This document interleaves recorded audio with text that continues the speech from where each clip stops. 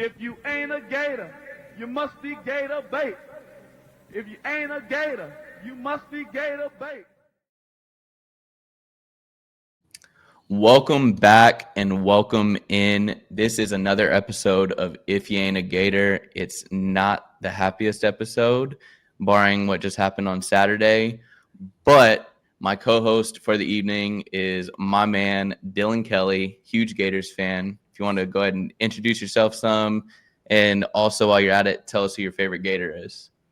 Yeah, man. So grew up going to Gator games. My parents have had season tickets to Gator games probably over 30 years now, and they've been taking me since I was 25 now. So that's 23 years of going to games. I've missed probably a total of 5 games throughout my life since going.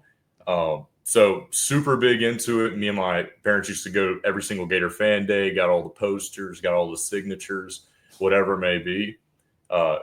Favorite Gator? I remember growing up, and my mom's probably the reason why this is my favorite Gator, because she used to always say Dallas Baker, the touchdown maker. There you go. For Nick Hubert. And I love me some Dallas Baker. Can't go wrong with Dallas Baker. Can't go wrong with Dallas Baker whatsoever. I would say it's a toss-up. I mean, you can say Tim Tebow, but that's just like that's the obvious answer. And just for what he stood for, I always loved Tim Tebow, but Dallas Baker was my favorite by far. Yeah, I've always felt like Tim Tebow. When people say that, like, I'm like, let's dive just a little deeper. Dallas Baker is a great one. That's like my favorite question when I get on here to ask people, because I'm kind of like a nerd in that sense that I want to see who everyone says. So it's a blast. But getting to Florida USF, unfortunately. Just kind of dive in and give me your take on the game, whether give me your negatives, give me whatever positives you can grab out of it. Just kind of give me your raw feeling before we dive into stats and box score, things like that. Yeah, so going off a raw feeling, what I felt like the whole game, I'll start with a positive because there's a very small amount of positive in my opinion.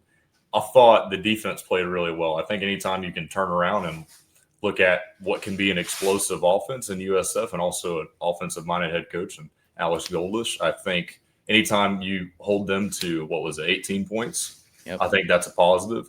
The explosive plays, in my opinion, is what killed us, the explosive plays and the penalties. We did only have, I believe, like 7 missed tackles, though.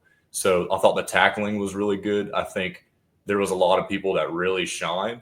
I think Jaden Robinson, to me, like every time I watched him attack the football, I think he was probably our best tackler. I was impressed with Cormani, realistically, and how he's able to tackle too. Like I was always worried about how he'd be able to tackle and match up with some of these big time players whenever he came to college, but him beefing up definitely helped that. And I thought that he tackled really well.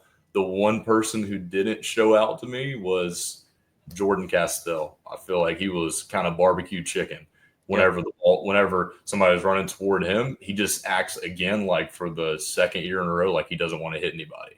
Yeah. So I think on the other side of that with our safeties, I think if Bryce Thornton didn't play this weekend, I think it could have got a whole lot worse. I mean, he broke up a couple of huge potential plays. I don't know if you remember that one play they were running tempo and they just chucked the ball down the field.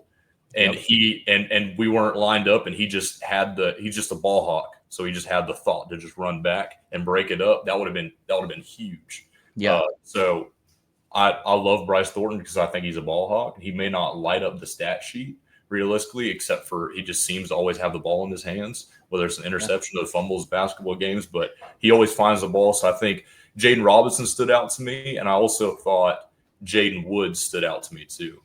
The way that he was able to get after the quarterback. Unfortunately, I thought that this was a game that our defensive line would really just wear them down a whole lot. And I just feel like we didn't cause enough pressure to the quarterback and make him make inerrant throws and pick the ball off. But I did think Jaden Robinson put a couple guys in the blender, and he was able to put some pressure on the quarterback as well as Tyreek Sapp. I wasn't too impressed with George Gums. I know there was a lot of hype on him coming out, but I wasn't too impressed with him. My thoughts on the offensive side of the ball, I thought that I texted, you and Etienne before, like 3 plays in the game, I was like, Jaden Ball is going for 100 yards in the first half. Like, Yep. the way that we're running the ball, he had, I believe, 32 yards in the first 3 plays of the game. And I was sitting there telling my dad, like, all we have to do is wear him down and hand the ball off every play. I mean, I think he averaged 5.2 yards a carry for the whole game. He did get stuffed. And I think a lot of that is we kept trying to run the ball to the weak side consistently, which I don't really understand. And there was just some – I think DJ played terrible too. I think he's playing like a guy who hasn't played in a year. I think that's the reality of it. And he's playing like a guy who didn't get enough 11-on-11 reps during the offseason. I think unfortunately you can baby somebody too much and how often you put them out there. You don't want him to get hurt, but in the end it ended up hurting us this game because he's just not going through his progressions quick enough for me, and he's missing a lot of wide open guys. And I think that's something that talked about the Long Island game, that, you know, he's missing these guys that are wide open. Yeah. So, and he's to me, he's taking too long to get to his check downs. And then I know a lot of people say the play calling, but the play calling for me was all right. There was some questionable calls throughout it. I think the execution for a lot of the play calling was really bad. Yeah. Like I think some of the play calls were really just questionable. Like when we went into the Wildcat on like 1st and 25, or it was like 2nd and 25 with Jaden Ball, and we did like a double reverse, and DJ just ran the ball out of bounds and lost 2 yards. Yeah. Like, that didn't make any sense. So some of the play calls are questionable. Overall, really frustrating game because it was like, man, we're doing everything to lose this game, and we did. Yeah. I said this on the live that I did right after the game, that I feel like, and I don't know if this fully makes sense, but it's just in my head, like I understand it, but I feel like Billy is sitting at a chessboard and he has all the chess pieces that you need right there. I mean, he's got everything in front of him and he's trying to play checkers. And it's like, that's not going to work. Like you're not doing what you're supposed to do here.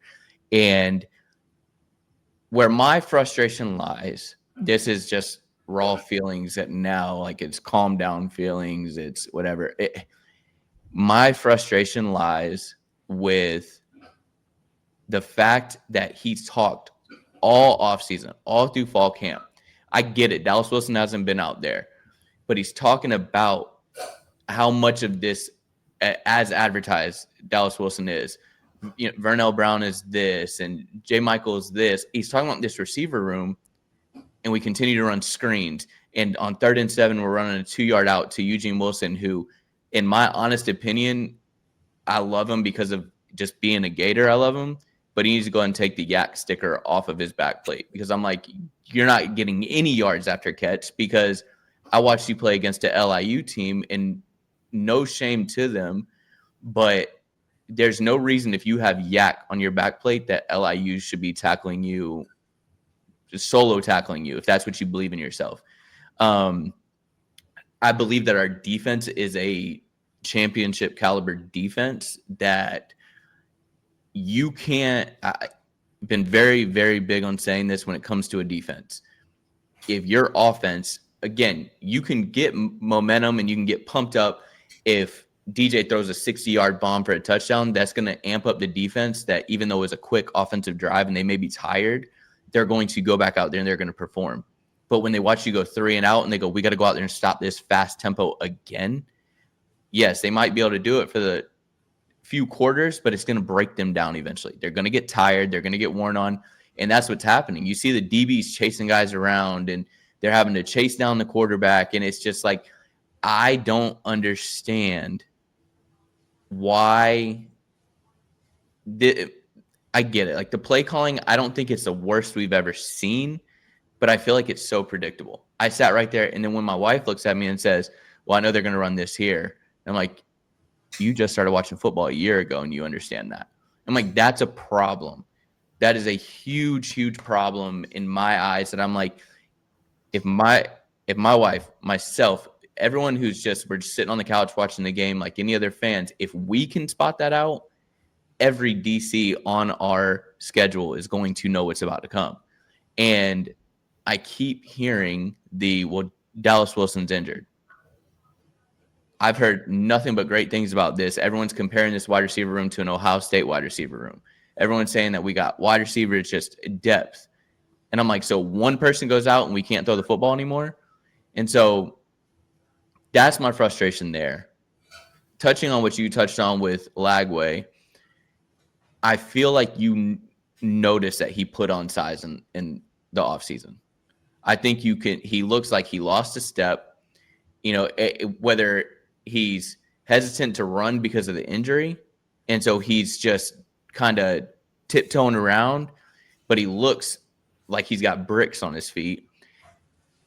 I know it sounds silly, but I don't know if the putting on as much muscles as he has, is that a part of the overthrowing? Because the big thing that they're doing is they're stopping the deep ball.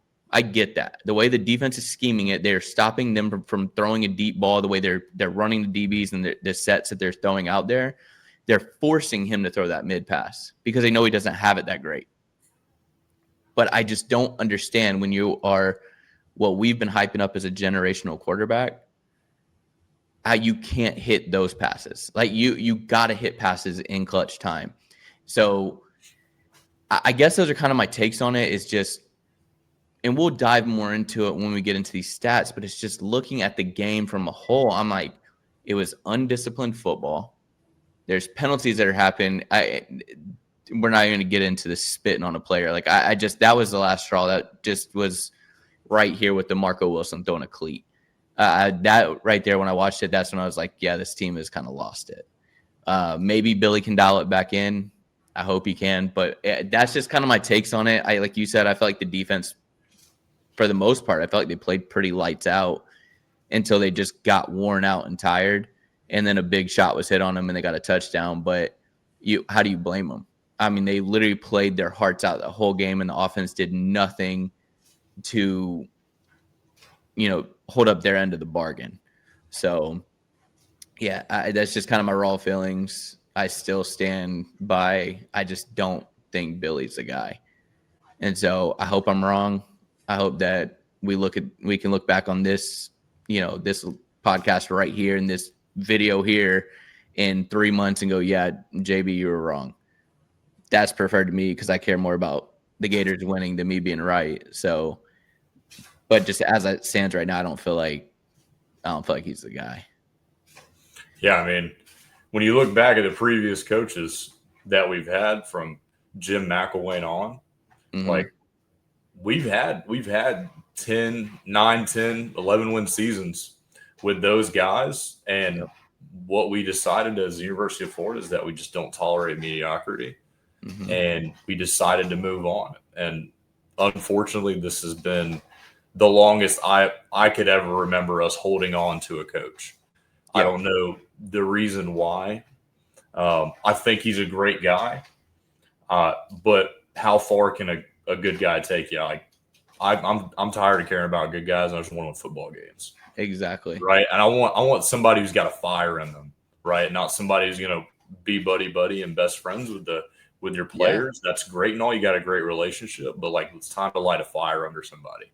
Right. It's time to start calling people out.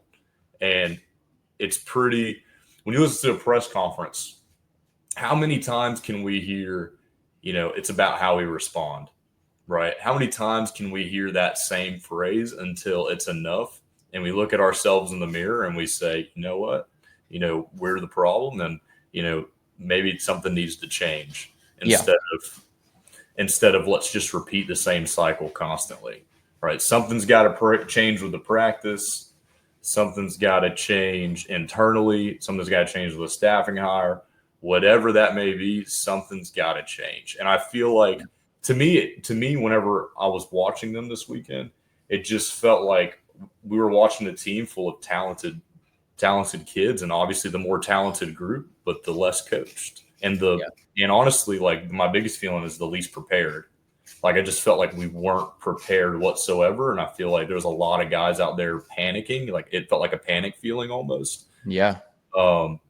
Especially especially like the things that I just didn't understand is obviously you see they're running tempo. So why are we running substitutions out like we are, just getting caught flat footed and getting into play calls late to the defense? Everybody's standing around looking like, what are we doing? And like, oh crap, the ball snapped. We got to do something.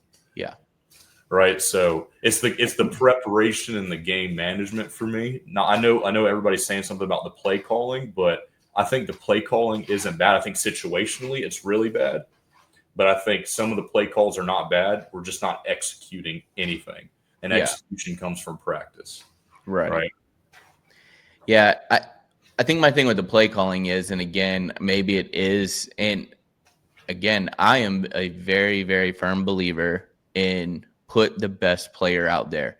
And I'm not going to sit here and say I got bashed for it on the live after the game, but if Tramel Jones having more practice reps, if he's more comfortable in that spot, and he would have won that game at USF, then put DJ on the bench and put Tramel in. If you have a better player, that's what you have to do to win. That, again, I'm not saying that Billy is a Saban, but in the biggest game of college is the national championship, Nick Saban said, Jalen Hurts, you're not getting it done. It is in overtime. It's not like he made a change in the second quarter.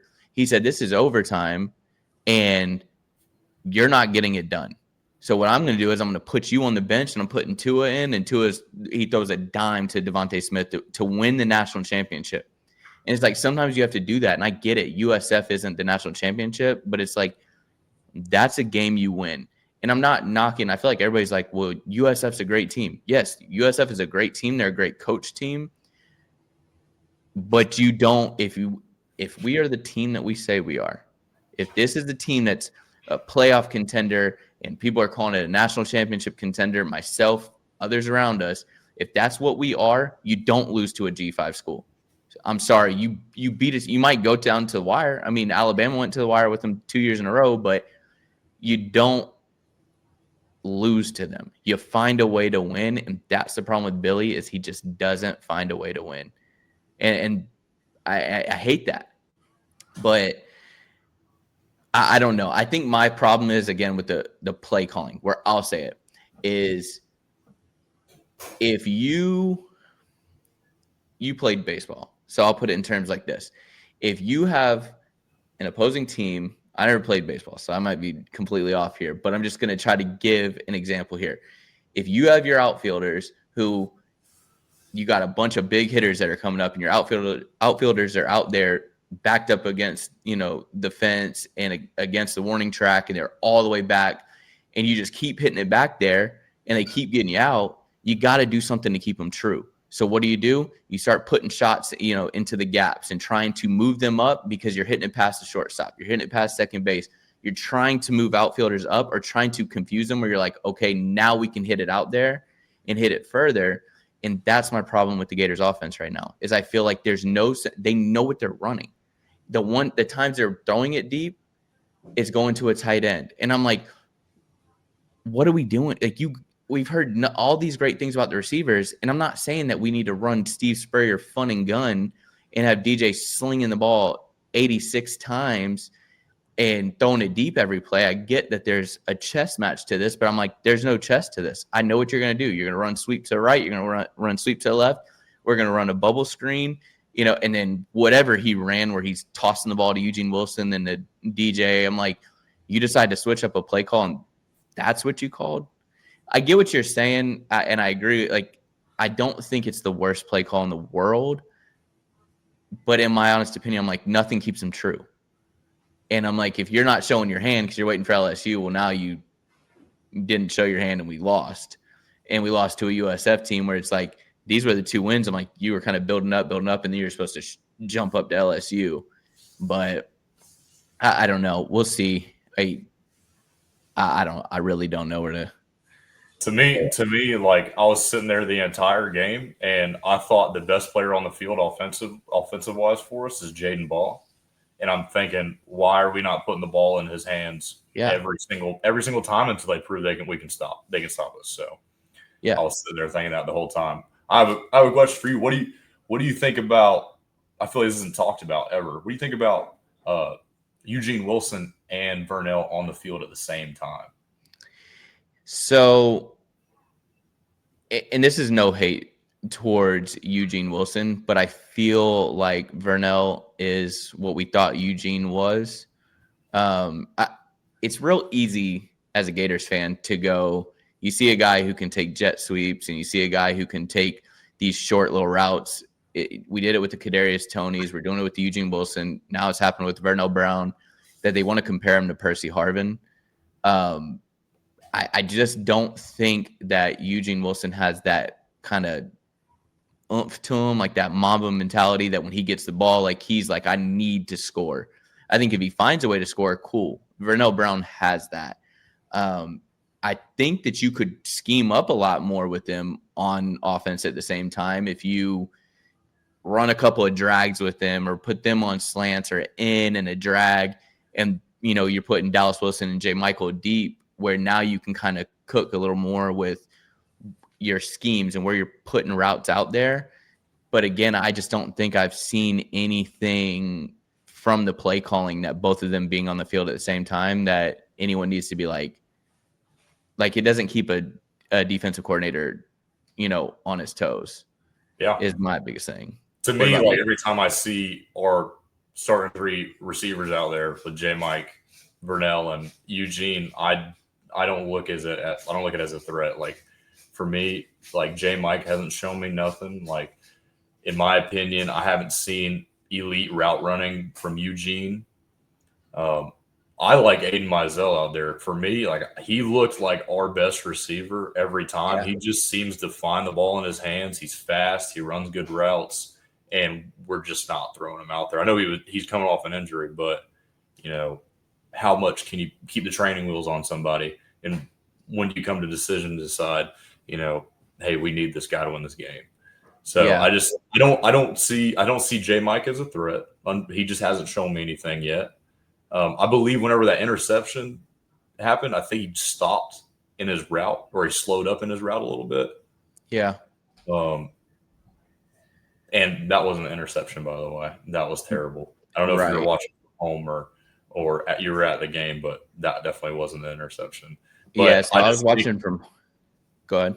I just think when I see those three guys out there, I just don't see him as a threat. I think Eugene and Vernell are too similar, and they pretty much play the same position, in my opinion.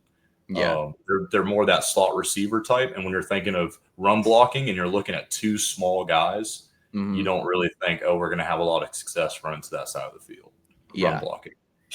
See, I'll say this, and this is something that I really sat down and I kind of rewatched the last half of last season. I just kind of skimmed through and watched some of the highlights. And it's what makes me wonder, and I think this is where, I'm going to follow up with like the LIU game. You go back and you watch those games. You look at your LSU game, the Ole Miss game, the Florida State game. If you pull those up and you watch DJ in those games, they're throwing the ball down the field. I think that I think if we ran that offense and we were doing those plays with the way our defense has been playing, I think this team would be clicking. So I know it's there. I'll say that. I've been glass half empty. I'm going to kind of transition and try to be glass half full for a little bit. It is there. And you can see that Billy has some play calling about him. Everyone wants to say, well, I think Russ Callaway called plays last half. No, he didn't. And you can see that just with the way that Billy said he ain't giving up play calling now. If he did last year, he would do it now knowing his job's online. But I think there might be something a little more wrong with DJ than we think. Like maybe something is off with his shoulder. And I'm not trying to make excuses here or trying to give any type of out to Billy. Because if DJ is hurting that way, you need to put Trammell in there and at least see what you got. Because he did look like comfortable in there. But what makes me wonder about the DJ, like all this with him and seeing if like maybe something's wrong with him, maybe he's hurt. I don't know where it might be. The LIU game, I'm pretty sure you were at that game. I'm at that game. And I looked at my family and I'm like, did the play calling get like, is Billy still calling plays for Trammell here? because I'm like, this looks different. I'm like, the DJ being in and running this offense compared to Trammell being in there running this offense, because LIU didn't switch their defense. It's not like they're putting second or third stringers in there. They got all their guys in there still. They never switched anybody. And Trammell's in there just zipping it around. And I'm like, why are we not calling these plays? I get like that there's some plays that were called and DJ overthrew them, but there's a couple of corner routes that he threw that he overthrew them. That's fine, shaking the rust off. But it's like, they threw the ball with Trammell a lot more. So I guess that's my concern. I'm like, what is it that's going on with DJ? Is it because of the rust? Like, I don't know what it is, because you're only, like you said with the training wheels comment, you're only going to be able to keep those training wheels on for so long, because I can tell you right now, if you let it even shake a little bit this weekend against LSU in Baton Rouge, they're going to pour it on, and they're going to want to do it in big time. Like, they remember last year, they saw our players in the locker room doing their dance and, all the different things they were doing. Trust me, they're going to run it up if they can. And that's a Brian Kelly thing to do. Like, I don't know. How do you feel about that? I think DJ's our guy. Going back to what you say about trying Trammell, I think DJ's our guy. Yeah. In the long run, I do think it's hurt him a lot not getting as many reps with the ones as Trammell has got through the offseason. And that's because they've had the training wheels on him and they haven't let him run 11 reps a lot. And unfortunately, it was almost like his first real reps with that. What was at the LIU game since the Tulane game. Like, that was like the last time that he had real 11-on-11 reps. Yeah. To me, this game and like really the LIU game, I feel like I honestly feel like we didn't challenge them down the field at all. Except I feel like the one play where we legitimately tried them down the field was the J Mike throw, and also the throw on third down whenever he overthrew Vernell a little bit. Yeah. On the last drive of the game. I feel like we have the better athletes, and we were able to run the ball really well. But we went away from that for some reason, and we just didn't challenge them down the field. Like, we didn't stretch the field out. And that was sort of our problem when Mertz was our quarterback, is we just didn't stretch the field out. I feel like that's something that DJ brought last year that was a little bit different. Whenever he entered the game, is we stretched the ball down the field a whole lot. It opened up our running game a little bit more. It's probably why our offensive line looked a little bit better too, halfway through the season. But I feel like we didn't challenge them down the field at all. And I honestly, I don't know what that's for. I think they may have limited the play calling due to DJ getting a lack of reps. Who knows, right? Who knows why they didn't open the playbook up more? I mean, if you go think back to the Sanford game, we're playing Sanford last year, but like, I really enjoyed the play calling last year. Yeah, when we played the Sanford game, we were challenging them like we were playing Sanford. Like, whenever you watch Ole Miss play some really bad teams and they run the score up, like, that's what it felt like when we played Sanford last year. And that's what I was expecting with the LIU game a little bit, and maybe even the USF game. I thought this game wouldn't even been close, to be honest with you. I thought we would have covered the spread for sure. Yeah. But I just feel like we're not – I don't know what's going on, and I wish I knew, but that's the case. This is a thing too. I think that your head coach, because everyone has position coaches. Everybody, that's who they're with every day. But your head coach that's your captain, that's your leader, he's steering the ship. Yeah, your players go out there and play, but there's a big thing when it comes to having a certain demeanor about you and having just a composure to you. And I feel like it's real easy for us to look at this. We got a big quarterback that can run, and everyone wants to go, we got the next Tim Tebow. Oh, everyone does it. I get it, the comparisons. We're going to dive into the press conference a little bit because this is kind of transitioning into it. But my thing with what I see from this is that when you watch Tim Tebow lose to Ole Miss, he walked up to the podium, and he looked right at these different cameras, and he made a promise to Gator Nation. He made a promise to his teammates that were in there, a promise to anybody that was listening. He never said we're going to win every single game. He just simply told everyone no one's going to work harder or play harder than we will the rest of the season. God bless. And he was out. And you could tell there was a fire under him. And you know why? It's because of who his head coach was. His head coach was competitive, and he didn't like to lose. And that falls on to everybody else. It's a way of just it's an umbrella. It comes down to everybody. Everyone falls under that.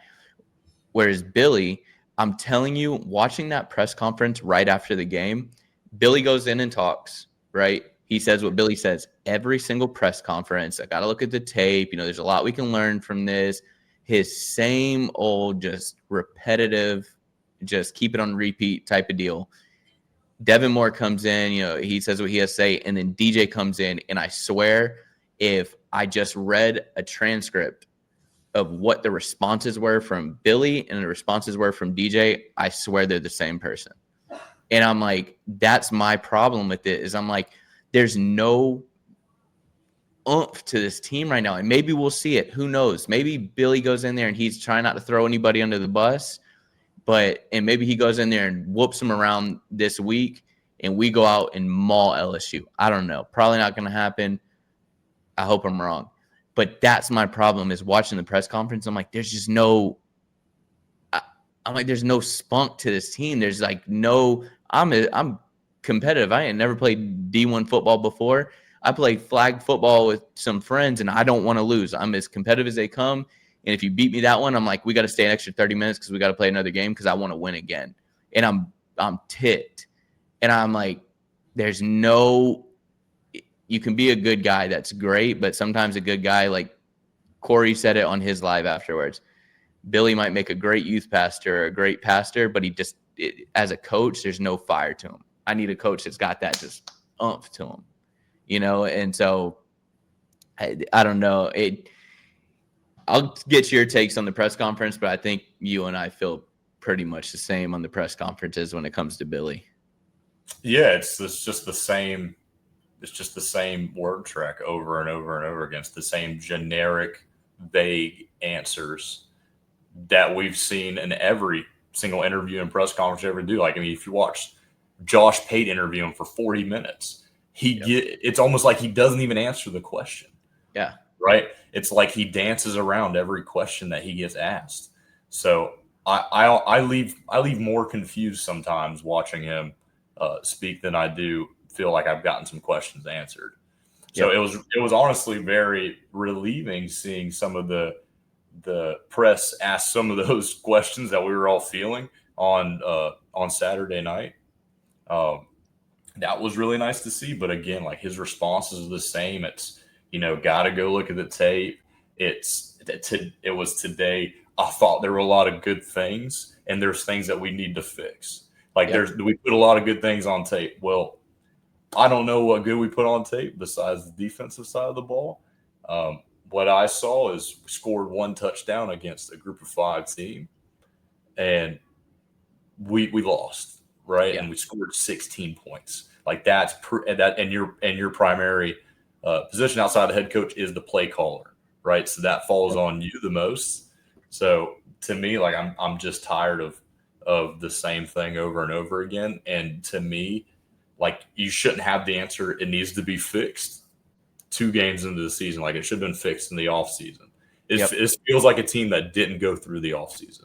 That's right. what it really feels like. It feels like a team that did not have an offseason, and we're picking up first practices from the Tulane game. That's just really what it feels like. It feels like half the team's prepared, the other half is not. So, I mean, even sitting on the north end zone that we do where the players run out to us, there's usually guys that come out with fire. I was telling my wife when I was sitting there this weekend, there's usually guys that come down there hyping everybody up whenever they run out of tunnel. This game, they didn't. It was the first time I could remember that ever happening. They just ran to the end zone, got on a knee, parade, and left. That was it. Nobody hyped the crowd up. Nobody ran out with fire. The LIU game, Eugene Wilson was the first guy down there. He beat the cheerleaders. So he was hustling down there. He was zooming down there. But this game was a little bit different. Like, I don't know why we came out there so flat-footed, but got caught with our pants down. That's realistically what it was. Yeah. Yeah. So. You could tell though, and I think this falls back into because no matter what, and I get it. I think that we saw a team last year that they got beat and they turned it around, and it's like you can't do that every year. I mean, to be honest with you, and I get it. I've said this. I put it out there. If we go win this stretch of games, by all means, I'll apologize to Billy. I've said it. I'll come on here and I'll say I'm sorry. I'll give him an hour-long apology if I have to. And I'll say I was wrong. USF caught us slipping, whatever the case may be. And I'm not knocking USF and saying that they're an LIU caliber. We knew watching them against Boise State that they would be a tough competition. Billy said that. But he has a saying is a one-day contract. And I feel like that, in his mind, I feel like that is for all of the players, and it really should be for himself. Like, I'm like, you need to live by that. You need to speak these words, and you need to say that. When you were at Louisiana, one of the main things you said to a commentator comes up to you trying to ask a question, you go, "Scared money don't make money." Well, you have been nothing but scared money the whole entire time you've been here. And it's, if you're scared about DJ getting hurt, at what expense are we keeping him healthy? For what? Let him go out there, let him sling it around. If he gets hurt, yes. Does that suck? Yes. At least you got something in Tramel Jones that I think that he can at least kind of keep it going. Maybe you got to dial it back a little bit. Maybe you don't. But all of this being said, it's like you look at this as a whole, and I'm like, every one of these players talk, react just like Billy does. There's no spunk to him.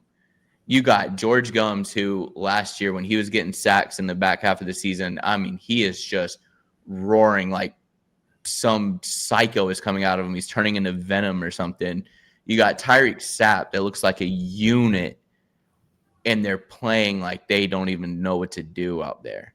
I mean, one sack through 2 games. I kind of gave a little bit of leeway when it came to the LIU game. I'll say this LSU game that's coming up, I need multiple sacks. He's not a very mobile quarterback. You're going to be able to get to him. It's looking like they're going to be down an offensive lineman. You got to get to him. It's the only way we're going to win this game is to get pressure on him, and you got to put the ball down the field. But I got to see spunk. And this whole team kind of gives me that vibe of exactly what we saw at the press conference. This and that.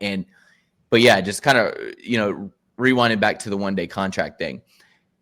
Billy doesn't put himself on a one-day contract at all. He is quite possibly one of the most egotistical people. I think you got to have a little bit of an ego to be a head coach, but you also have to have some type of self-awareness and understand that maybe that if you want to be one of the greats, and I think that is what he wants to be. I think he wants to be up there in the realms of the Sabans, the Dabos, these great coaches. The difference in those guys is that when a change was needed, they made that change, whether it meant that they gave something up, and maybe that's play calling, but they gave it up to make sure that they could win. And the press conference today showed me that he just is not willing to give up the ego.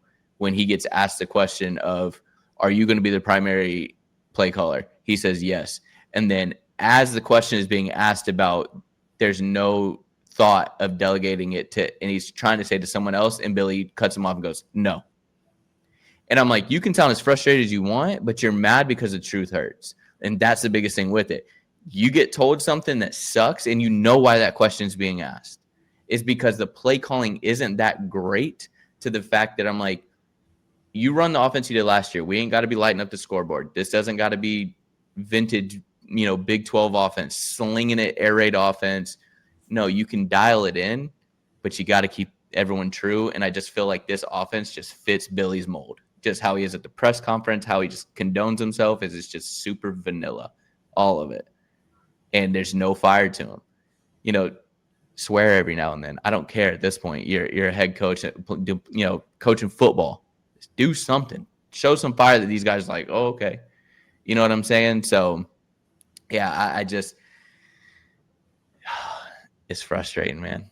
Yeah, it's like we gave the keys to a Ferrari to a guy who only knows how to drive a tractor. Yeah. That's realistically what it is. Like a guy who has never passed his driver's test before.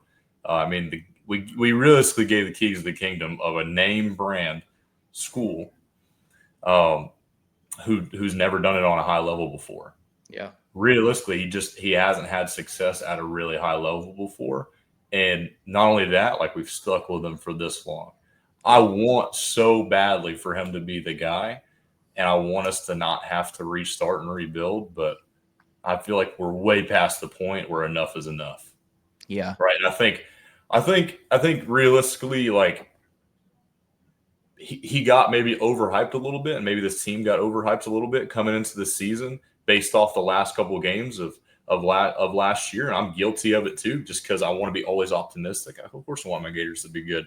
But like if you look back to the games that we won last year, sure they were good, but like we beat an overhyped Ole Miss team. We beat a LSU team on the decline, and we realistically beat a 2-10 bad Florida State team, and we beat a bad Tulane team. Yeah. Right. So like those are the Yeah. teams that we really beat. Now we competed against Georgia, we competed against Tennessee, but in those games he didn't. He showed you exactly what showed you this game. You can never give Billy a lead whatsoever because he's going to play conservative and he's not going to know what to do with it. Like Yep. when we were up by 3 the whole time, I was like, or we're up by 1, I believe it was like, what, 15-16. I was like the worst thing that I was looking back on. One of the worst things that could have happened was that kicker missing a 58-yard field goal. Yeah. And us having that 1-point lead because that led to his again conservative inherent play calling for the rest of the day. So you can't give this guy a lead. You can't expect him to go and close games out realistically. But if we're looking at this game, it should have never been as close as it was, and it was just all around pretty bad. I'm always proud to wear Gator stuff, but I felt like I wanted to tuck my tail in and was a little embarrassed walking out of the stadium this week. Realistic. Yeah. It's pretty bad when you don't have a comeback. You can't say anything to fans that are yelling at you like USF fans. So, yeah. USF cool fans. your little brother. Exactly. And that's what it is too. And, we'll touch on this and we'll dive into the LSU game, but I feel like it is crazy to look at that game and look at the conservative play calling and the fact that I get it. It's real easy now it's easy to put the blame on Vernell Brown. Well, why didn't he catch that ball at the end? Watching it on TV, it was a beautiful throw. Did it go through his hands? Yes. But everyone wants to, now it's every second in the game. What did you do right then? We don't care what you did the rest of the game. We don't care about that punt return that you did. We don't care about none of that, where that punt return put a whole new life into that game. And then he dropped it, and everyone's like, oh, well, he dropped it. That's not on DJ. That's on him. And it's like, well, no, he hasn't had a look like that all season. Like, and the look that he did going down the field, he's having to make this miraculous catch. And if we're being honest, I've said it on here prior to this, and I said it to you in the text message. That catch should have never happened. DJ should have saw him. It should have been a walk-in touchdown. But again, if we're going to flip back to the glass half full, do I think that it was pass interference on Hayden Hansen? No. I think that was a soft call, and it should have never been called. That should have been a touchdown. There's some passes that should have been scored. There's looks that I'm like, it could have been a bigger, higher scoring game for us and not for USF. Yeah. So I do agree with what Billy said at the press conference that, yes, USF was good. I do think we beat ourselves, but we shouldn't have to be beating ourselves against USF. That's the biggest thing. If you go in there, not just one play, too, that defines the game. It was a ton of really tiny, stupid plays that defined the whole game. Yeah, and it's like, if you want to go into LSU, if we are 2-0, we play LSU, and the final score of that game is 18-16, and we lose by a field goal, you kind of get not that I'm not a participation award guy, but you kind of get a little bit of leeway where you go, yeah, we kind of beat ourselves. Well, you don't get it with USF. You wouldn't have got it with LIU if that was a different, talking point. But rolling in to LSU, what do you need to see? What do you think we need, even on both sides of the ball? What are your points that we need to hit on to be able to walk out of that game victorious? I think the defense needs to say the exact same. I think one thing that needs to pick up is obviously the pressure. Like you're playing with some better skill, playing against some better skill guys, a better quarterback, throwing the ball. So you got to put some pressure on them. I do believe the past two teams that we played have had some quick throws, some quick plays. So it's kind of hard to get some pressure. But at the end of the day, like Byron Brown was sitting in the pocket for a good amount of the time on some of those throws for way too long, in my opinion. Especially with how much we've hyped up the defensive line group. So I think we need to put some pressure on the quarterback. I've loved our defensive back group. I think they've played really well. I think the trio of Devin Moore, I think Devin Moore is one of the best cornerbacks in the country, in my opinion. I think Dijon's really good. I think he tackles really well. And I think Corbani is a good mix of both, realistically. And I love Aaron Gates. I don't think Aaron Gates might be one of our best players on defense. He's just like Bryce Thornton. He's a ball hawk, and he wants to hit somebody, realistically. Jaden Robinson, again, I think Jaden Robinson might be our best linebacker, realistically. Same with Miles Graham. I think Aaron Childs played really good this past game. So I need to get pressure on the quarterback, and I think we need to establish our run game, and I think we need to stick to our strengths. Right? I think that's what. If you look back to the Ole Miss game last year, like they were running down our throats pretty good, and then they just abandoned the run and started throwing the ball. I think that's what happened with LSU a little bit too when they played us. So why not stick to our strengths if we're running the ball and establishing the run good, which I think we may or may not be able to. I'm not too sure how their defensive front looks. But I think we need to run the ball and stick to our strengths. I think we need to challenge the ball down the field. I think all the things that we just haven't done, put pressure on the quarterback, run the ball consistently, and feed the hot hand. Like, don't take Jaden Ball out of the game and put Jacoby in when Jaden Ball's averaging 6 yards a carry. And Jacoby's getting you 2 or 3. I think you need to feed the hot hand. It doesn't matter if you wear him out or not. And I think we need to challenge him down the field, realistically. Yeah, I agree 100%. I think that is a huge talking point before the season that I kept touching on it. And again, I'm no head coach. And I think that's the biggest problem is that it's not well, you don't know what you're talking about. I think it's more so, why am I calling this out and Billy's not doing that? Because others are saying it too. Sure. But the biggest thing that I said and I kind of gave him that longer leash or that leeway, whatever you want to call it, last year, the Miami games, the Texas A&M games, these games that the defense didn't look good. It was an Austin Armstrong run defense, and the defense just didn't look good. So I understood on your 3rd and 7s, 3rd and 8s, kind of trying to where you're like, okay, we're at this part of territory, so we're just going to run the ball. If we get the first down, great. If we can pick up 3 or 4 yards, that kind of gives my punter a little bit more. You're just kind of inching up a little bit more. It's a game of chess. You're kind of trying to play that back and forth. That's not the case this year. Your defense is playing lights out on 3rd and 7s, 3rd and 8s, because this is a great LSU team. Did they struggle last week? Yeah, they struggled a little bit. Do I think they were looking ahead to Florida? Yes. You're not going to get, I think a lot of Gators fans are looking at their game against Louisiana Tech, and they're looking at that as like, well, they didn't play that great. Okay. It's always look ahead games. They probably caught themselves slipping for a little bit. They decided to go out there, but they did what they're supposed to do. No matter the score, they won the game, but they're going to be ready and they're going to be prepared for Florida. So on 3rd and 7s, 3rd and 8s, you're going to see those. It's going to happen. You may even see 3rd and 12s, 3rd and 13s. You got to put the ball in the air. You got to try to get that ball. And I'm not talking about put it in the air where you're running 3 and outs or sweeps or bubble screens. No. Put your guys out there. Go 5 wide and put them out there where they're coming across the field and you're giving Lagway a chance to at least throw it. At this point, I don't even care if it's 3rd and 8 and you want to send everyone deep and you want to sling it down there where if it gets picked, okay, it's an arm punt. I don't care how you do it. You got to try to extend the drives. Even if you're showing your defense that you're doing it. I feel like that's kind of a mental thing to it as well, where the defense is sitting over there and they go, well, look, Coach Nate just ran the ball again on 3rd and 8. He just kind of gave up because we're going to go out there and play our hearts out.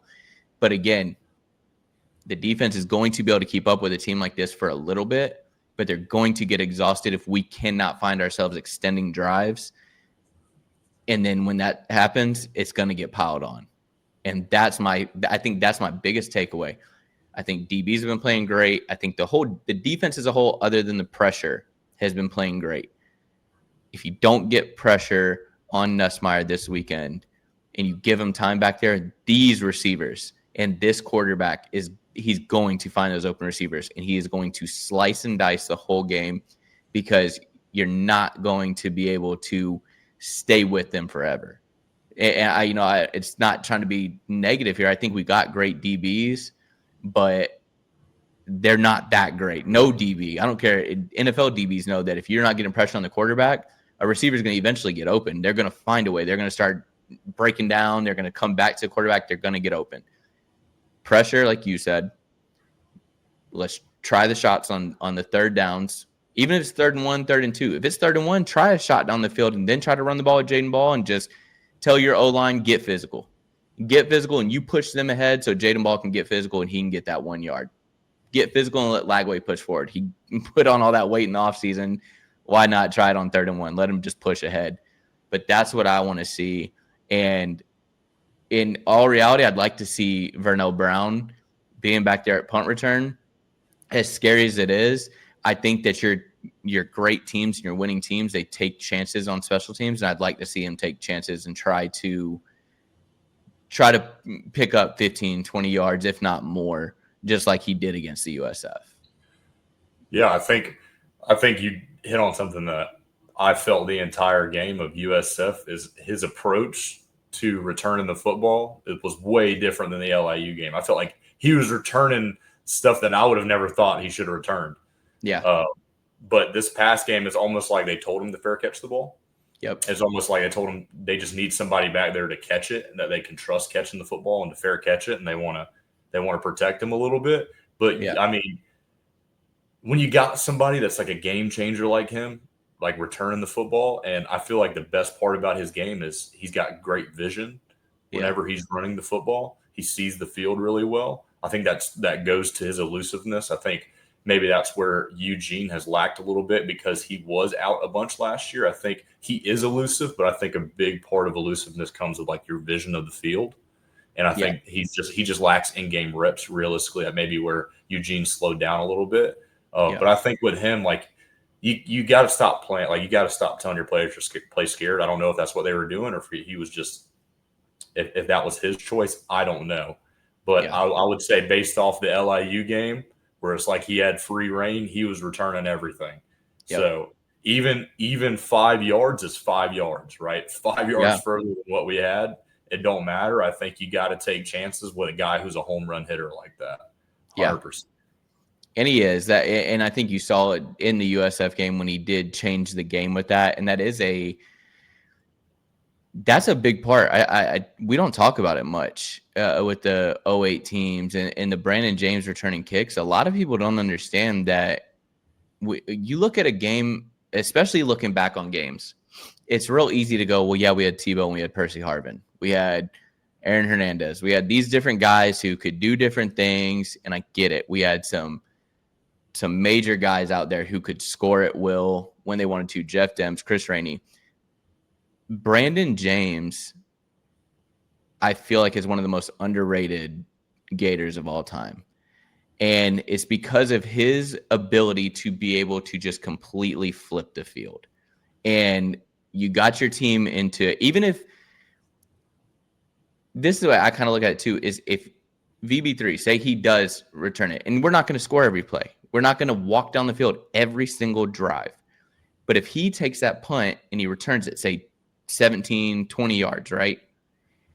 That now gives you a chance that if you can't do something, your play calling just wasn't good on that drive.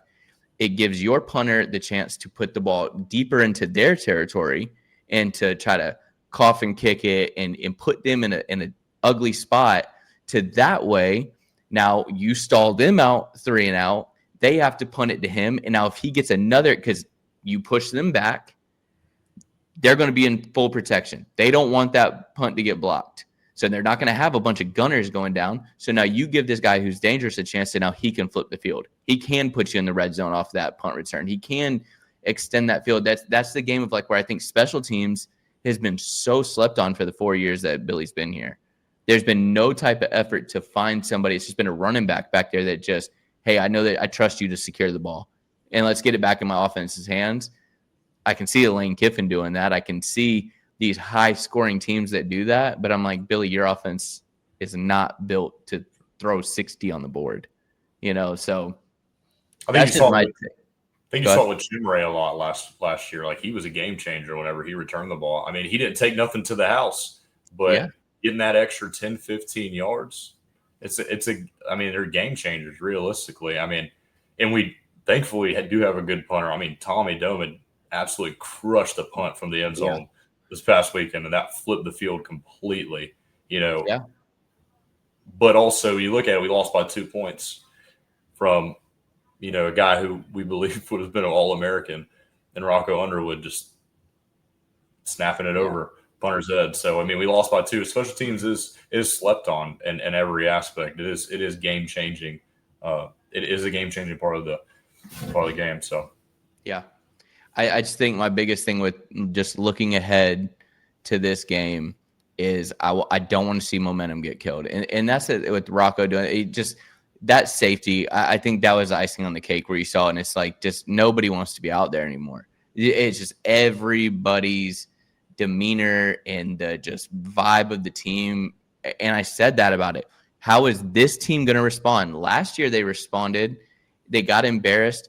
Who knows? Maybe this is the wake-up call. This might be a blessing in disguise. If you look at a glass half full, it might be a blessing in disguise that we lost to USF. Now we go on a tear, and this could have been the worst thing to happen for the teams that are ahead of us right now. Or it just completely breaks the team, and we end up 2-10 like FSU last year. Who knows? But I want to see some, and we'll see right away. You'll see on the first drives, I don't think Billy's going to come out and throw go balls on the first drive, but you'll see through a quarter and a half of this game really how it's going to go, because LSU can pour it on quickly too, and their defense is really, really good. So I don't know why, but I'm pessimistic about the rest of the season. Part of me thinks, man, we're going to go 1-11 looking at our schedule. And then the other part of it thinks, man, we got a chance to win every single game still with the talent we have on our roster and what we actually believe about the players. So to me, like, I just can't tell. It's hard to make assumptions off the second game of the year, but it's a pretty bad second game of the year. One of the games on the schedule you look at and you say, I think we're supposed to win that game. Yeah. No disrespect to USF, but we're supposed to win that game. 100%. Yeah. And the schedule doesn't get any easier. You've seen Mississippi State knock off the number 12 team in the country. So it's like, that's no scrub now. And I didn't look at the top 25 yet to see if they're ranked. If they're not, if they keep on the tear that they are, they're going to be ranked as well. And you add another ranked team. USF is ranked now. So, we didn't play them as a ranked team, but they end up being a ranked team. And so it's just this schedule. A lot of people. Too. Yeah. Tennessee doesn't look as bad as everybody thought they did. Exactly. So it gets tougher and tougher the more you look at it. Yeah. Realistically. It does. And Billy does not win games on the road. So we're going to find out the next 2 how it goes. But it's just, we'll see. I mean, I'd love to have you back on after Saturday, and we'll discuss the LSU game. And I'm hoping we're in high spirits and we're hyped up and we're telling lies that we're winning the national championship again. I think if we walk down to Death Valley and we win that game, I might be more confused than I could have ever thought. You and I both. As to what this season is going to hold, because I don't know. To me, it just looks almost impossible after last weekend. So I'm going to be super confused. I'm not going to know what to say. So Me neither. And I feel as though I'm going to feel the same way I feel now about Billy and the coaching staff. Is it's just not consistent. Yeah. And I don't know. I'm just going to be super confused. Yeah. You and I both. I mean, if I just don't know where to go with it. And even like you said, if we do win, I still can't get my hopes up because who know? I don't trust Billy. I don't trust Billy to. The crazy thing is that I feel like the way that the team was last year and the way that Billy is and how the team kind of responds in a weird way, it would not shock me if I was to just fall asleep and I was to wake up in January and you were to say that we beat LSU, Miami, Texas, Texas A&M, but we dropped games to Kentucky and the Mississippi State, and then we beat the Georgia. Like, it just wouldn't shock me, which is crazy to say. I think that people might disagree with me, but I feel like that's the vibe that I'm getting from them is that I just don't understand. I can't place a finger on it as to how this team is going to go. So, I mean, this Saturday is going to tell a lot. It's going to tell a whole lot. Yeah, it definitely hasn't done a good job of instilling confidence in me whatsoever on how his team is or how his coaching regime is ever going to be. So I never know what the future holds. I just think that we shouldn't get halfway through the season like we did last year and something click and we finally turn it around. Like, you shouldn't be mid-season thinking like you have to turn something around. That should happen in the offseason. Like, all the adjustments should happen in the offseason to get better. It should not be happening after game 2 or after game 6. Like, it should not be happening, and you should not have to be constantly encouraging your players to keep your head up and that it's about how we respond. Yeah. So I mean, you can't be 4 or 5 losses and then figure it out and then hit a winning streak and then think that that's just going to vibe. I mean, it's just not going to work. But yeah, I really do appreciate you coming on here. Like I said, we got to get back on here after LSU and we'll just, we'll see how this goes. It's like you said, we have no type of confidence and it sucks, but honestly, week by week, no matter what, I feel like we're going to get on here, next weekend and we're probably going to have the same feeling. We're going to be saying fire Billy and it's going to be just the same, just rinse and repeat with it. But who knows? At the end of the day, I'm a Gators fan. I'm going to put on the clothes. I'm going to get up on Saturday and I'm going to cheer and I'm going to listen to Won't Back Down and be good to go. And I'll probably be really heartbroken come 10 p.m. What's your prediction for the game? So my thing is, I don't give predictions. I was saying 12-0. I don't know. I can't give a prediction because I'll never say we're going to lose. Even after looking at last week, I'm still like in my brain, I can't go and say the Gators are going to lose. I will say this. I think that Billy is going to have to coach through all 4 quarters and not a minute off. It's going to have to be every second of that game. He is going to have to coach his tail off because we're going against a really great team. And I think, truthfully, if I have to give a prediction, I think whichever way it goes, I think it's within a score. Yeah, I can see us walking away from this weekend and it being 17-14, and we lost because we just couldn't find a way to win. Yeah, couldn't score in the red zone, whatever it may be. I could see it being low scoring and it being close, and we just lose by a little bit. Again, I have no idea what to think anymore. I agree, man. It's so tough, but we'll be back here. We're gonna see how it goes. For you guys that are watching, I am going to try to do a live one day this week. I will post that on X. I'll post on Instagram, on the socials, and let you guys know when I'm going live. If you're interested in any of the If You Ain't a Gator merch, shop it down here. It's ifyouaintagator.myshopify.com, and you can get shirts there, hats there. I'll be updating, adding a couple other things there. I'm going to put a Jaden Ball shirt on there this week, so be on the lookout for that.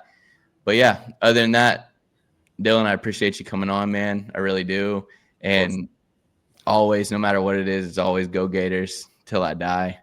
And You guys know how we end it. You know how it is. If you ain't a Gator, y'all know the rest.